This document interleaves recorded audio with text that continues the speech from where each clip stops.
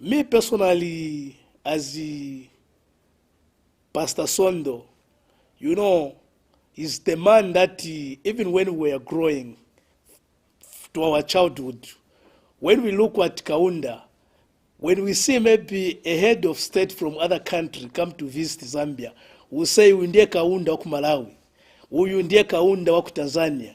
So people by that time, we didn't even know that what is Kaunda. We thought that Kaunda is the name of the president. And looking at the way the big man brought this nation, unite this nation, to us as United for Better Zambia, we think and hope that we need all political parties to emulate what our father did for this nation, because he's a man who brought almost everyone on the table, to unite almost on the table. So as United for Better Zambia, we think him is a man who has fought his battle, and we need also to follow what he did, so that we see all these things that we've seen in our nation, which brings the violence to come to an end.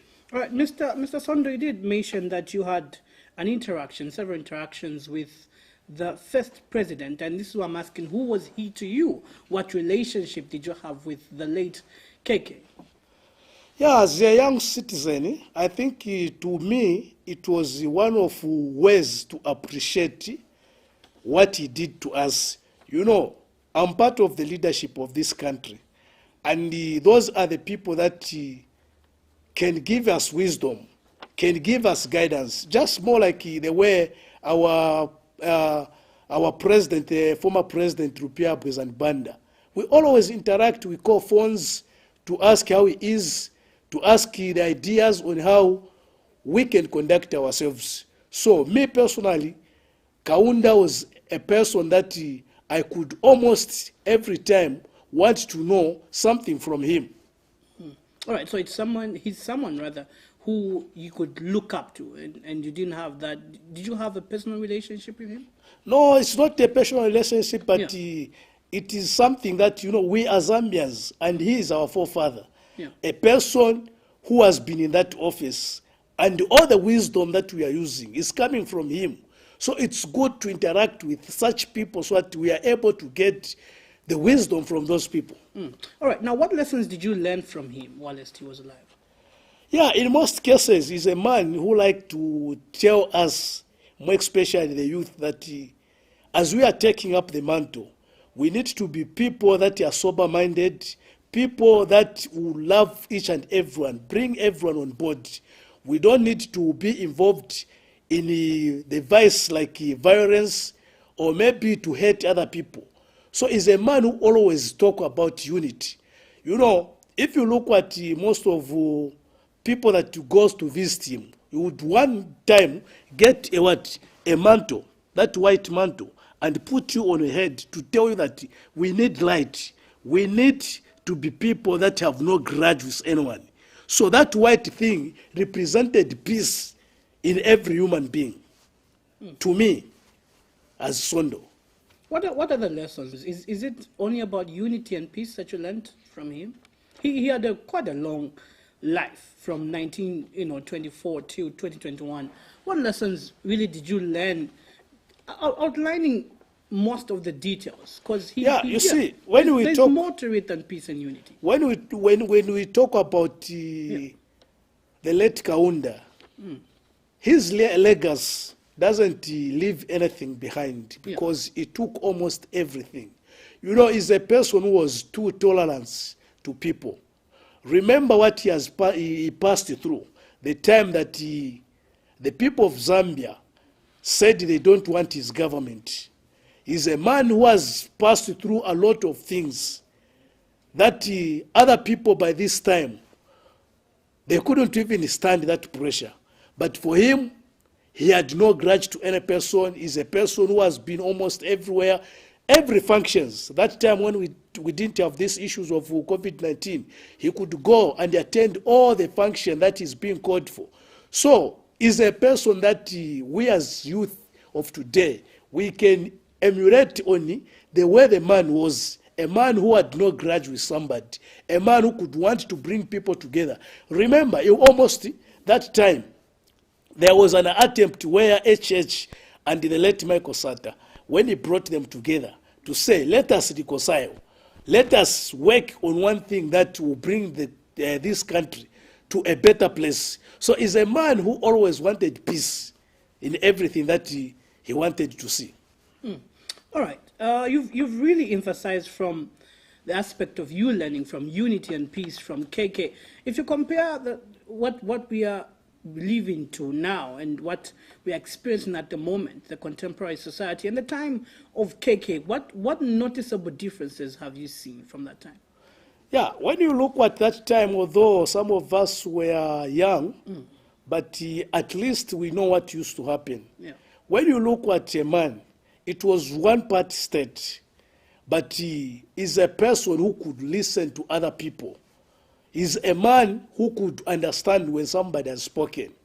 So, he's a man that he needed peace because, look, more especially in the time that a country is moving with one-party state, a lot of things in other countries, they happen. But when we look at the history of Zambia, he managed to unite almost all the provinces, all the tribes in Zambia. We became one. And he emphasizes because he knew that these people, if we just leave them like this, with the tribal remarks that people, and at that time when they got independence, that was the time when we are coming from the history whereby the tribes were fighting among themselves, the Tongas, the Lozis, the Easterners, the people from Luapula, but he managed to bring them together. It was the time where people were even laughing Chimbuya.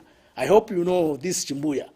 People were united and intermarriages started because he knew that if people they can't intermarriage, those times when we were growing up, people were afraid. If somebody, for example, from Western Province, hears that he wants to marry a woman from Eastern Province or from Southern Province, it was something like taboo from families. But he managed to bring those people together and understand that we are all Zambian in the slogan of one Zambia, one nation. All right. And of course, what really has caused all this aspect of tribalism, regionalism, and so much segregation among us tribes at the moment when the late founding father and first president was a campaign and was fostering one Zambia, one nation. What has led to us getting to this extent of tribalism at the moment? The problem that we have in Zambia is because people are fighting for power using tribe. Being Zambians, we only differ with the tribes that we have, but the blood that we have is one. So now what brings this is because people, they think that when we use tribe, because when you look at most of the political party that we have in Zambia, they talk about the regionalism. Yeah. Some they say, no, our stronghold is in Luapula, our stronghold is in Eastern Province, our stronghold is in Western Province. You see, now the thing that is dividing the country. It's the reason why when they brought the Article 60 in the Constitution, they talked about national character, to bring all political parties together. Because a political party, for example, the PF will say we are strong in Western Province, and the UPND will say we are strong in Luapula. That is regionalism. Why should a political party have the only one-sided, where they call this is our stronghold?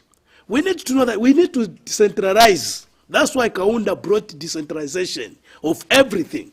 Whatever you want in Western Province, you can find them in Eastern Province. This is what we want. We want a nation that will unite and come together as one front. All right, but what's really causing all this tribalism and regionalism that you've mentioned at the moment? What's causing that? The most problem is the leaders that we have. You see, they are not looking at what they can do for the people of Zambia. They don't look at the leadership. What is leadership? Why are you a leader? All they want is just to be there. Now, instead, you find that now, the language they use when they go out to people, it is the language now which is getting into some people's mind. And you find that people now, they start to begin to divide themselves. They start fighting themselves just because of the same language of tribal remarks, the same language of saying regionalism. I'll give you an example. Here comes the UPND who say, Southern Province is our stronghold. Just that way to say, Southern Province is our stronghold. It shows that they've already demarcated themselves from the other provinces. Here comes the PF again who say, as we are strong in Luapula. You see? And when they talk about this, one, we found that the founder of the Patriotic Front, the PF, is from that place. And he talks about being his stronghold. The UPND will talk about the Southern Province, and that's where it's coming from. Now, what will ring into the minds of the people? You find that now, people will just definitely say that these guys, they are divided. Why should they always talk about where they're coming from? So I think that aspect of saying, no, as we are strong in this province, as we are strong in this, it is the reason which is causing now people to have that in mind, to say that this political party is tribal because it always talks about where it is coming from. Is this the Zambia that KK wanted? No. Yeah. Our father is a man who wanted to unite Zambia. Our father is a person who wanted to see each and everyone to enjoy the freedom of this country. He's a man who has tried so far.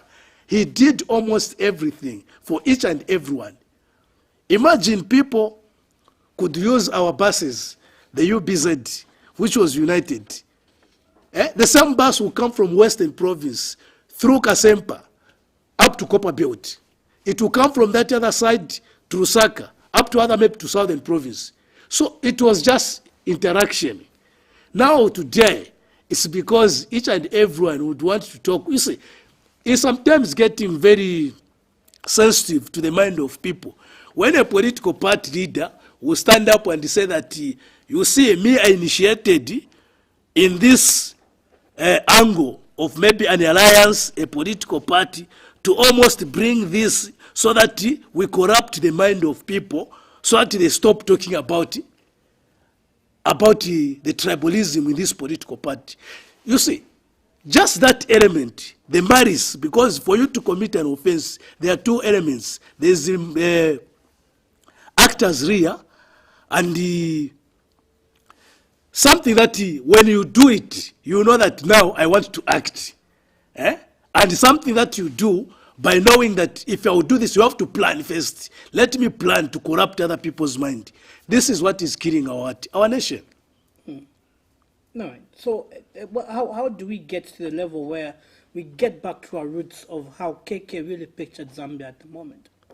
Yes, that's why us as United for Better Zambia, we've tried by all means to make sure that people will come on board and speak one language and unite.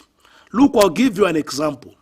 If you followed me, Zambians who followed me, they will bear witness with me that I'm a person who is almost everywhere.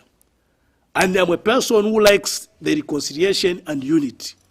I've been with Hari Kalaba for almost every time. We communicate, we talk to each other. Just the same as PF, just the same as UPND, the same as Chimba Kambwiri, the same as Mr. Nyerenda, President Nyerenda for NAREP. Almost everyone, no one in Zambia will say that he has never interacted with me. Why do I interact with those people? It's because we want to see the Zambia that is united. We can differ by the different names of the political parties, but our aim is for Zambia. Look at the churches that we have in Zambia. We have different names of churches, but we all speak about God, and we all speak about the love of God. So why should we, just because of the different names of political party, divide us? We need to appreciate where things are okay. If UPND has done well, we can appreciate UPND in that area. If NAREP has done well, we can appreciate in what NAREP has done in that way.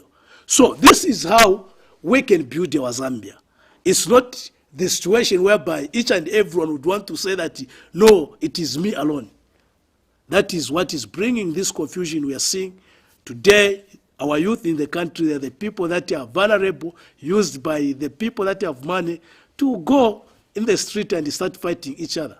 When we are one Zambia, Why should I go and fight someone? Okay, why can't I get examples from us? Tomorrow you will see me seated, maybe with President Edgar Lungu at his State House, having a cup of tea. The other day you see me with HH. The other day you see me with this other person. You will see other people, we've seen different political leaders joining hands with other people. Why do they not fight? But why should we allow the youth to be fighting?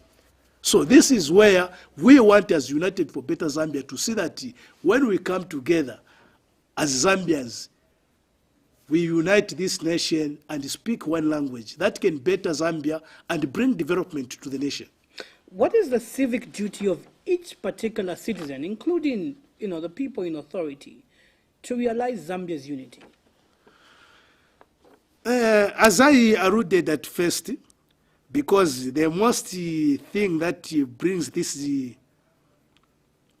differences is because people, they think that power is the only thing that will make us live. People are fighting, people are dying because of power. But if we know that we are just here, look, here today we are speaking about the legacy of our founder, First Republican President, KK.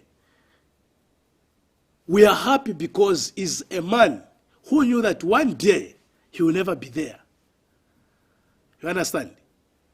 People, they could have given him different names, but he knew that he wanted to bring the people together. So the problem that is coming with the people that are in power and the people that are outside power, they are fighting by all means to get this power so that they inherit the power.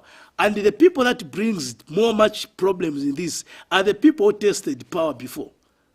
They tested power, they go into opposition, and they still need the power. The people that wants the power, they will start crashing so that maybe they get that power. Why should we fight? Shedding blood. Imagine today I kill someone. Because if I stone someone in a crowd, I don't know where the stone will go to land. As we know that in different political parties, I may have brothers and sisters in any other political party, either in UPND, in NREP, in PF, and other political parties. Now imagine I throw a stone and that stone goes on my brother or my sister. And 2 or 3 days, I'll get the record that my brother is dead, involved in the fracas, which was the violence of a political party. What am I going to benefit? We need to know that our forefathers fought for this independence. They fought for it. Blood was shedded. That's why we have red color on the national flag, to show that blood was shedded. This time we don't need blood. We need to speak. Just giving ideologies what we have for the nation of Zambia. I'm still not satisfied with your answer, Mr. Sondo. What is the civic duty of each particular citizen? And, at least you've touched the issue of those in authority. But let's narrow it down to the citizens, because at the end of the day, they're the ones who are perpetrating this violence. It's not the leaders. The youths, who are the majority and who are citizens of the Zambia, are the ones who are perpetrating this particular violence. What is the civic duty of each particular citizen who is, in partisan politics per se? Yeah, in fact, you see the problem that we have is the most part of the situation itself is caused by hunger. You see? Today, a lot of people, they are being afflicted by this hunger. And when somebody comes and tell them, okay, for example, I'll give you an example. Look at the youth that we have in Zambia. They don't have employment. And just because they don't have employment, what happens now? We have youth that are in stations. When you travel from Charleston getting to town, you find that all the road, there are cadres there. And these cadres, they know that getting 1 kwacha per road, for them it is the earning of of their living. And now the other political party, just because they want also to form government, and they know that their youth, what they want is just to get something from those guys which are already existing on that road. So I found that everyone is fighting for the same. But Zambians, what they should understand is that we need to guard jealously this peace that we have. Because look where we are today. We've grown from where we are coming from. It's because our forefathers guarded this peace up to where we are now. But on our generation, we forget about those who are to come. And this is what, as United for Better Zambia, we are trying to advocate for that. Let's not use people in this violence for the benefit of any political parties to be in power or to remain in power. You blame it on hunger?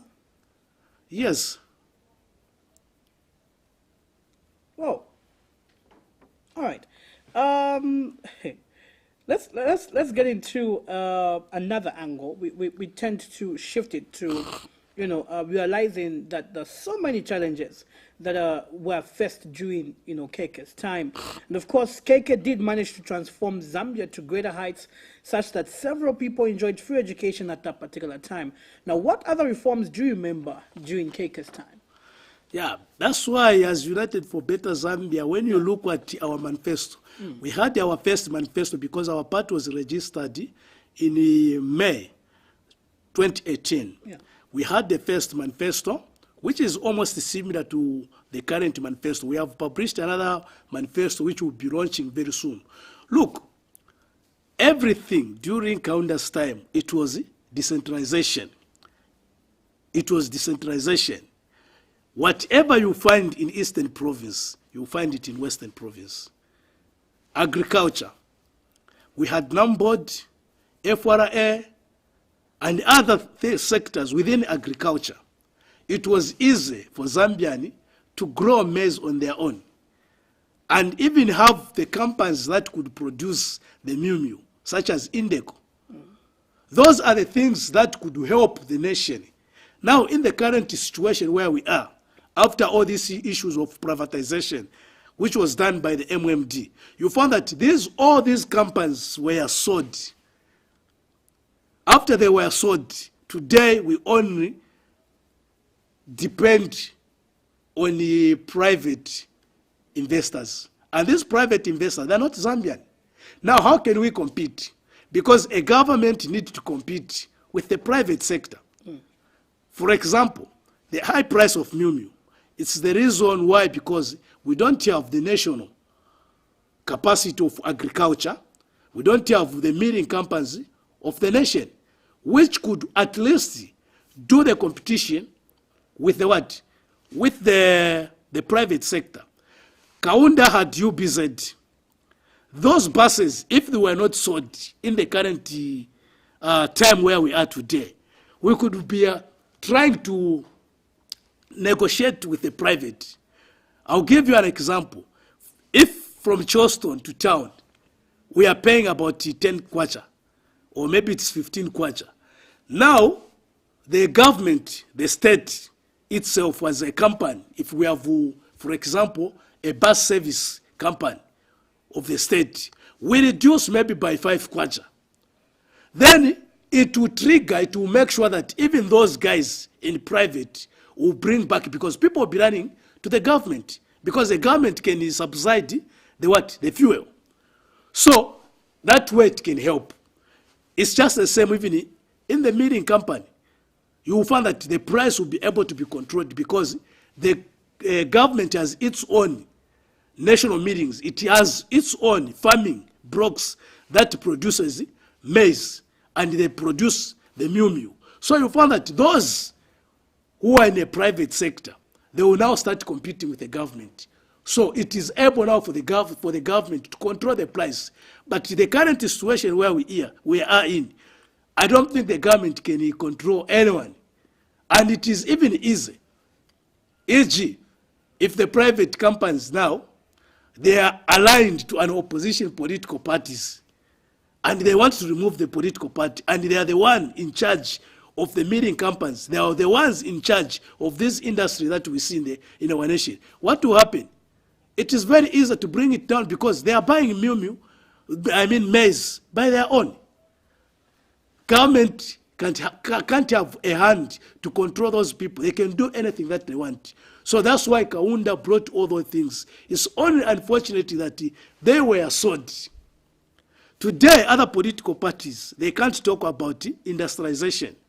They can't talk about bringing other sectors in the nation sector. Why? The reason is because they were part and parcel of those things that were being sold. Now imagine somebody will come and say, no, we want to bring a transport sector in a country that will be competing with the private sector. And he was part of those people that sold. Why at that time did he advise the same people to say, but no, don't do this because there's something that you are doing today. We will need them tomorrow. So it is like a focus, knowing where we are going. That's why as United for Better Zambia, we've thought that once we form government, we are going to bring back all those things so that they will help the people of Zambia. That's why we can't even create jobs. How can we create jobs? Because jobs are in the hands of the what? The hands of the private sector, the private investors. We can't, unless if we have our own. Then we will be able to create this employment, and it will be permanent employment that will help people. We have our people today, our senior citizens, who are even enjoying, they are saying this and that. By their time when they were still youth like us today, they were working until they retired. But today, somebody from childhood, grown to a certain age, without even knowing how job is. The youth unemployment as of May escalated to 75%. And you're stating that as UBZ, you shall create jobs for a lot of million Zambians out there. Just briefly outline for me how those jobs will be created. Yes, our manifesto is very much clear. Because when you look at this country, we have abundant resources that God has given us. Look at the agriculture. The people here at Congo, they always fight for the Muvi, which is coming from Zambia. They fight for the maize that is coming from Zambia. We have land in Western Province. We have land in all these provinces. Our policies in agriculture, we want to decentralize the agriculture. We want to have farming block, which will be used by the center pivots for irrigation. And this will produce different seasons, more especially when it comes to our staple food, which is maize. And we are going to make sure that these things will be the state-owned farms. For example, we have national service. If national service, we have maybe each provincial district of a country, farm blocks that can produce food for the nation. And we employ people within the national service, the army, and these other sectors. How many food are we going to have? Because the manpower, we have them. Look at today, just making a trouser and a shirt of a political party, similar to a uniform of a police, somebody will feel like as if he's already a military. These are the jobs that we are supposed to create. And we can have much more enough money in our coffers. We have Wauvera, Tembusha. All this lotion that we are applying today is coming from South Africa, coming from Zimbabwe and other countries. And that you find that there is Wauvera. And the Wauvera here in Zambia, we have plenty. When you go in these areas of where we have mountains like Mumba, why can't we build those the farm blocks where we can also start planting those things? Drinks are coming from Wauvera and a lot of things. So in our policy, when it comes to agriculture, we know that Zambia will never be poor again because everything is coming from agriculture. You've talked about so many things that that needs money and machinery. How are you going to create, and that's the brief outline I wanted you to explain to me. How are you going to initiate that money and the machinery that is needed to create all that? Where are you going to remove it from as UBZ? Because I want to clearly understand how you're going to create massive job creation, as you've stated. And you've only talked about the agriculture sector because a good parent is a parent who invests in something that will bring future for his children. With huge debts that we have in a country, of which we appreciate our colleagues in PF for the infrastructure that they've done when it comes to the roads, the hospitals, and what. The only problem, they've forgotten that agriculture is one sector that may bring money. So in short, on how we can answer, it's better we borrow for investment, not for the consumption. Well, we've been borrowing for a lot of time and for a number of years. Now rather. for UBZ, Yeah. that's why our policies are clear. Our policies are clear. How long can it take to build a road from here, just from town to airport? And how long can it take to just create a farm block where agriculture can be done? Because within the period of maybe 2 months, the land is done. Agriculture starts. Within a period of maybe 6 months, we can have 2 different crops being planted and make money. The money that will help the people of Zambia. The money which will bring the coffers a treasury to have money. And the same money is the money that we are going to use to start paying our loans. Do you believe we have enough resources for that? Zambia has much resources. That's why we have investors coming in our country to come and invest. A person will never come in a country where he knows that even if I go there, there's nothing that I'm going to get. We have enough of it. Well, those are ideologies of socialism. And of course, KK did believe in humanism, which he also had some ideas of socialism. Do you believe socialism can, let me say, to what extent do you believe socialism can work in Zambia? You know what it is? Yeah. We are in a modern time whereby we need to bring all ideas together. That's why even other political parties today, they have differences, because we've seen people fighting. They're saying, see, we are using socialism. See, we are this, we are capitalist, we are what? We are Zambians, and we are fighting for a nation. Let's bring all the ideas together and put them so that we do it for the people of Zambia.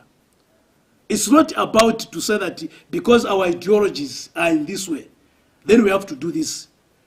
We've interacted with all many different people.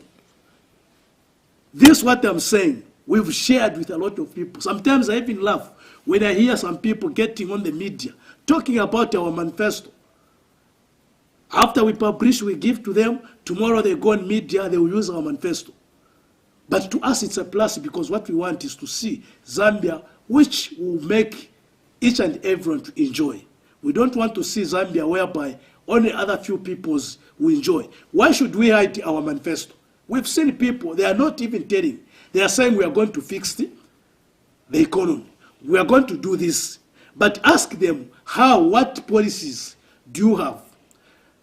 Because if somebody comes to say, I want to come and fix this camera, you will tell you what you need to come and fix the camera. You need to buy this, you need to buy this, so that we fix the camera. To what extent does socialism, or can socialism work in Zambia? That was my question. No, it works as we are saying. The only thing is they have not implemented it. If we can implement it, it can work. Look at the PF, what they've done. They brought the aquaculture, the fishing. This fishing they are giving to people, our citizens. Now, how many people have learned to accommodate aquaculture? As United for Better Zambia, what we've thought, and this is what we've been talking to our colleagues that wants to work with us. What we are going to do as United for Better Zambia in this aquaculture, we have rivers in Luapula, Western Province, all over the country. We are going to identify the swamps within the rivers where this fish is supposed to be there for production. When the production is done, then the rivers will have fish, enough fish, which will accommodate almost everyone.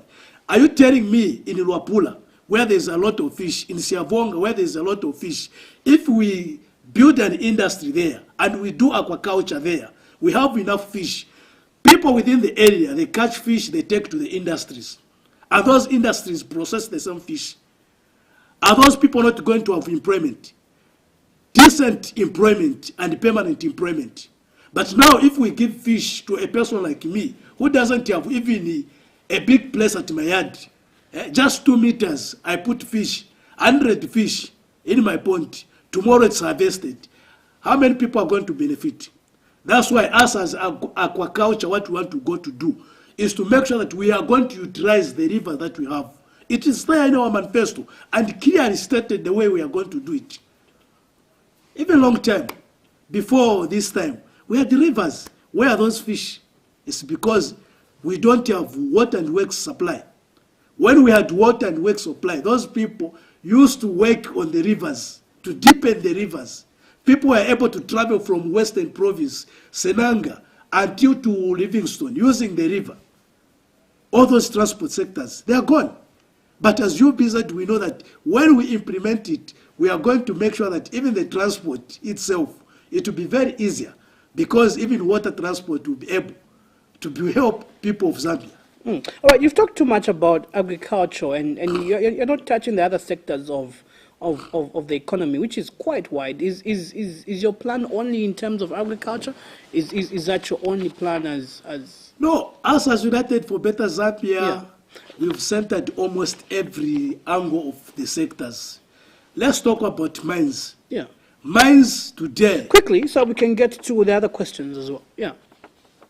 Can I talk about Yes, the mines? yes, quickly, yes, yeah. When we talk about mines, look at the mines.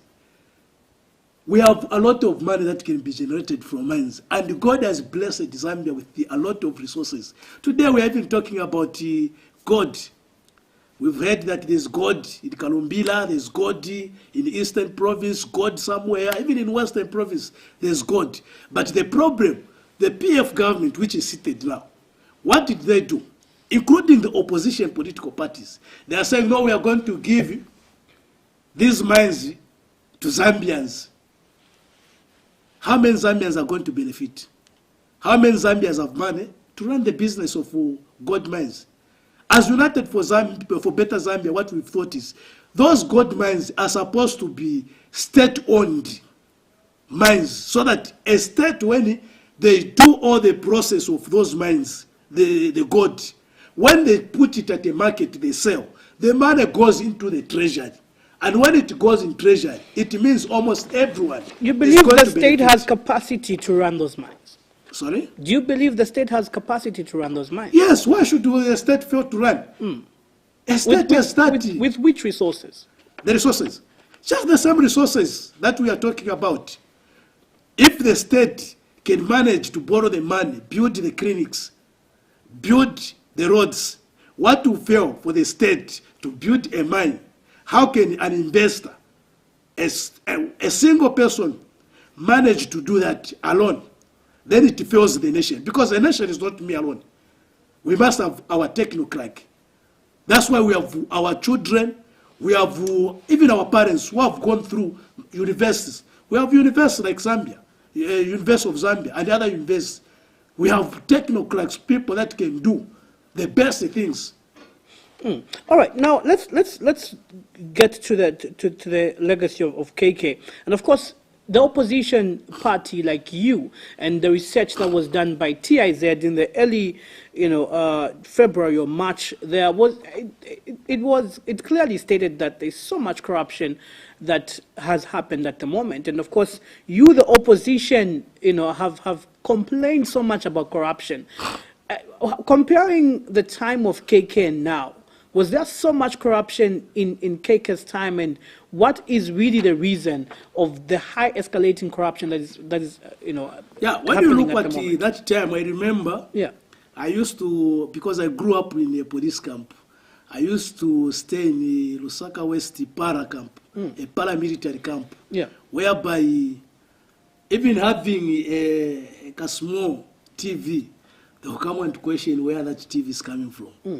Having a radio, a two-band radio, they'll come and question. Look at the ministers that came out from the UNIP government. Today, some of them, you can't even recognize them to be ministers. He was a man of integrity, a man who could make sure that his people were following what he wanted, what people of Zambia wanted, because he could listen to the people what they're saying. Now today, we can even wonder, because people are talking about corruption. This is a reason today people are fighting the PF government. It started with the MMD. People fought MMD on corruption basis, of which RB lost election in 2021. Here comes the PF. What happened? Without shame, I'll speak this. We had our brother Chimbakambwiti. When he came out of PF and went into the opposition, did you see the song that he used to sing about the corruption? The song was almost everywhere.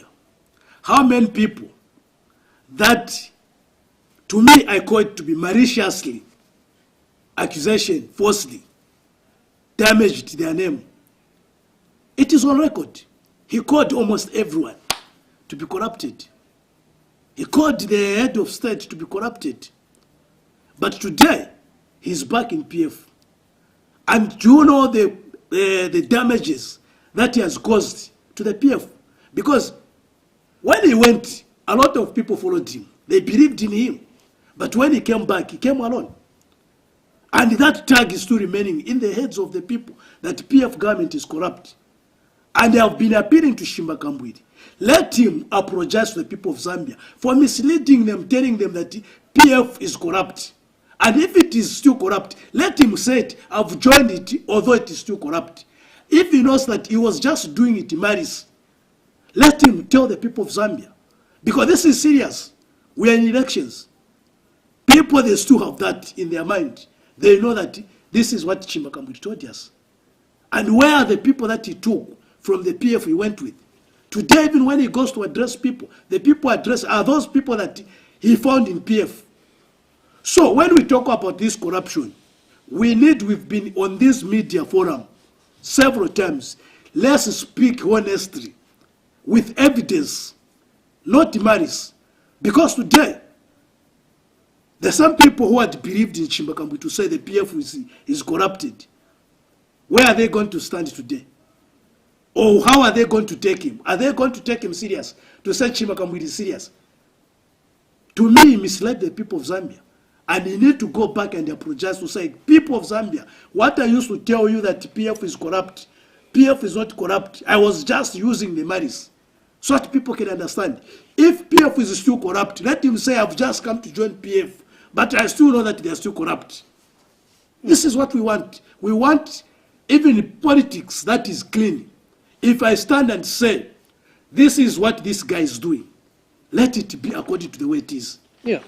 All right. Now, realizing if you go down into history, KK, after immediately he lost power, he did not have anywhere to settle down. If you do remember, he was sent to a mine guest house, and after that, a lot of cases followed him up. But if you compare it to now, you find that politicians have got massive riches. They have massive houses. They're doing quite well. Why have we gone wrong with the issue of abuse of power in terms of acquiring quite a lot of resources after power? The problem is they don't think about others. They feel of themselves.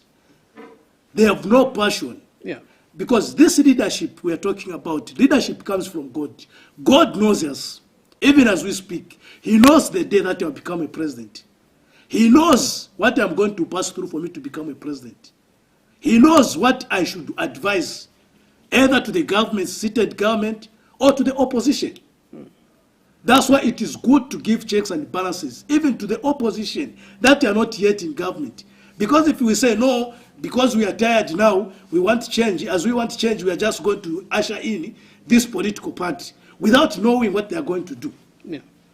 Most of politicians, they are bankrupt. And immediately they are there, they would want to return what they've lost. Kaunda is a man who knew what he was doing. He knew that one day, I'll never be on this earth. No wonder even at the time that he left the government, people even started laughing at his cabinet, started laughing at him and his family. I remember there was a few months ago when one politician, laughed about the son for Kaunda to say, where was your father? You see? He knew that one day when he's going to die, those things will remain. Our leadership should be for the people of Zambia, for the people that God has created among ourselves. Not just for our sake of us to enrich ourselves. How many people have almost maybe 20, 16 houses, but other people are sleeping in the street? Look at those houses that our National Building Society has built. We have our retirees who are in the street. They don't have even where to sleep. Why can't they utilize the same houses, pay those guys, the retirees, as part of their loans, so that it can help them to have a decent shelter? All right. Now, the aspect of humanism on KK, of course, was another remarkable legacy that made a lot of people appreciate him. Do we still have leaders who are humble at the moment? I'll tell you that we have people who are humble. One, I'll give you an example of one Stephen Nyelenda. Stephen Nyelenda is a man who is humble. Why am I saying so?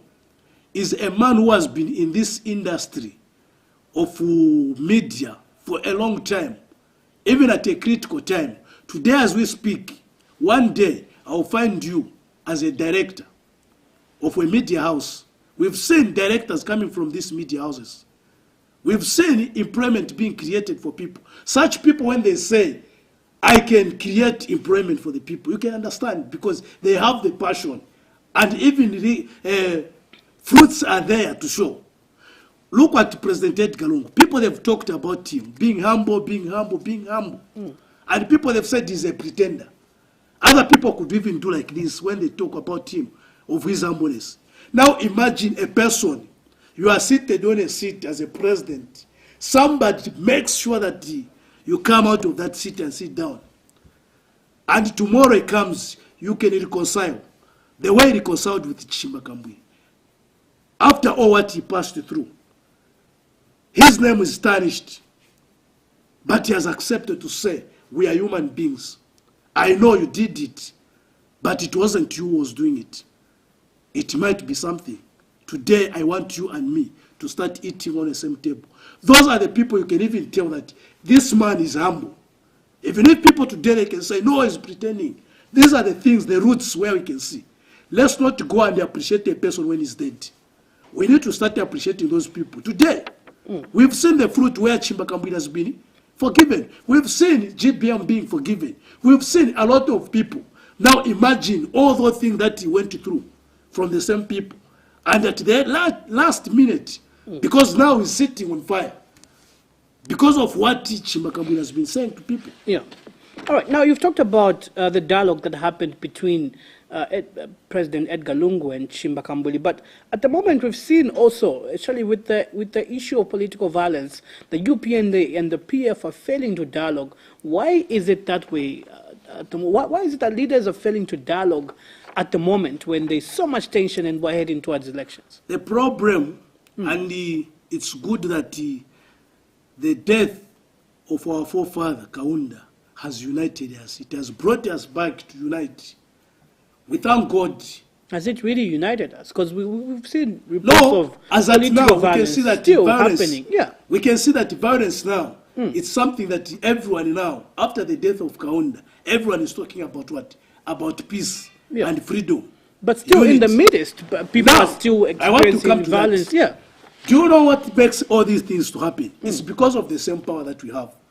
Today, people are using the knowledge of other people, what we call to corrupt some people's mind.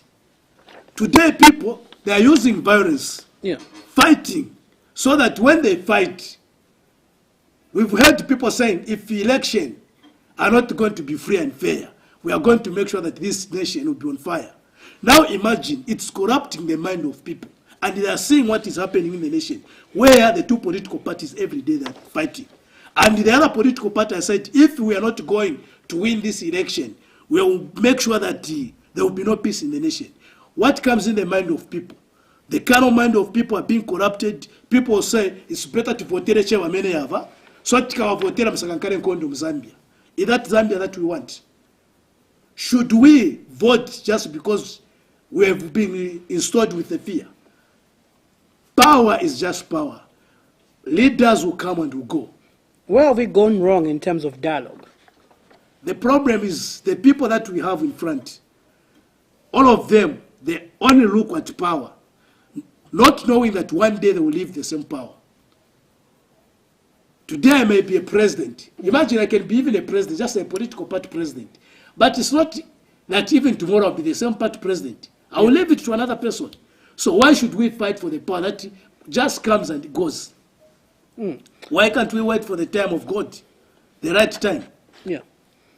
All right. Now, of course, KK did hate violence and tribalism, hence the campaign that he did have of One Zambia, One Nation. And of course, as we go towards the pause, like we're talking about political violence, tribalism, and so much division among us political parties from the opposition and the ruling, how best can we curb out political violence ahead of the elections?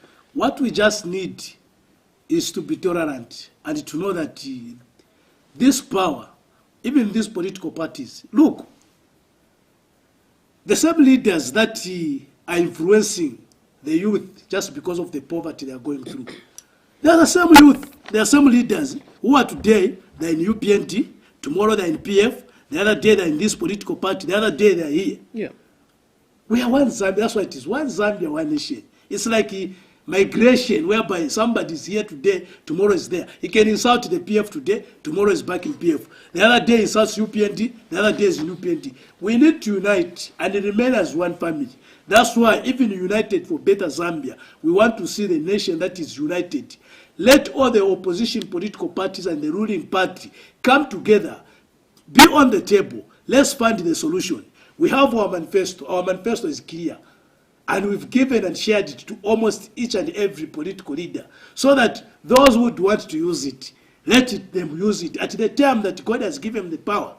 Instead of us to say, no, we are going to use our manifesto, maybe our policies when we form government. What about if we don't form government and people of Zambia are dying? And of course, talking about not forming government, your political party is not contested in this year's elections. And of course, we do know that obviously after 12th August, you won't form any government. And you won't definitely be in any position because you haven't yet filed in nominations. But are you in any alliance with anyone who's contesting at the moment? No, as United for Better Zambia, we may say we are not in any alliance. If you remember the past few days, were with the PF, where we were called and invited for many occasions. Why? It's because as UBZ, we are a party which cooperate with other political parties. We've been with Harry Kalava, we've been with Stephen Nyerenda. We support almost everyone as long we are called on a table to ask us to say, how are we going to do on this one? And we know that coming after the 12th August election, UBZ will be the biggest opposition party in Zambia. Why am I saying so? Because we've seen that whichever political party will still be in power, us will be the first political parties. All right. Well, you're known as an underdog political party at the moment. Are you trying to shoot high skies rather? Yeah, as we are going very far. Yeah. We are pushing very far. We are almost everywhere, and our doors are open to any political party. We have no any conflict with any political party, as long as we are called upon at any time. All right. If it is the PF that calls us to come and work with them, we are going to work with them. But we are not going there as an alliance, that we are in alliance with PF, or maybe we are in alliance with the NAREP, or the UPND, or any other political party. No. Right. We are there to help the people of Zambia as friends.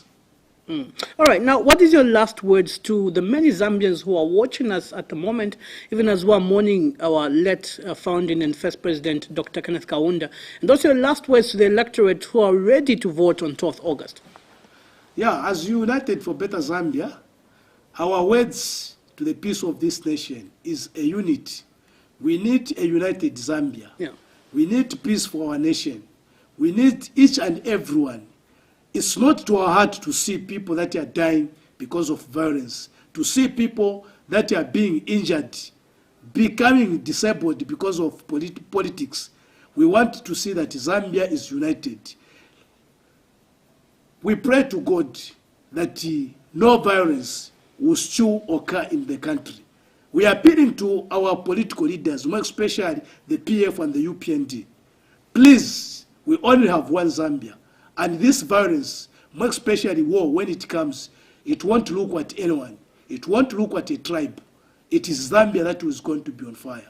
We want peace in our country so that we remain united. Please, let's cherish the peace. It's good that, as I'm concluding, quickly, please. It Time is is good running. that our founder, Dr. Kenneth Kaunda, died before seeing a war in Zambia. He had army in Zambia that fought for the independence and helped other countries, but not the war. Mr. Hector Sondo, thank you so much for coming through to the special interview. I'm so humbled. Thank you so much. All right, he was our guest for tonight's special interview. His name is Mr. Apostle Pastor Hector Sondo, the president of United for Better Zambia opposition party. And of course, thank you so much to my production team, Mr. Obvious Kapunda and Mr. Christopher Mvula. Of course, catch you next time on the special interview. My name is Chisha Chola. God bless Zambia.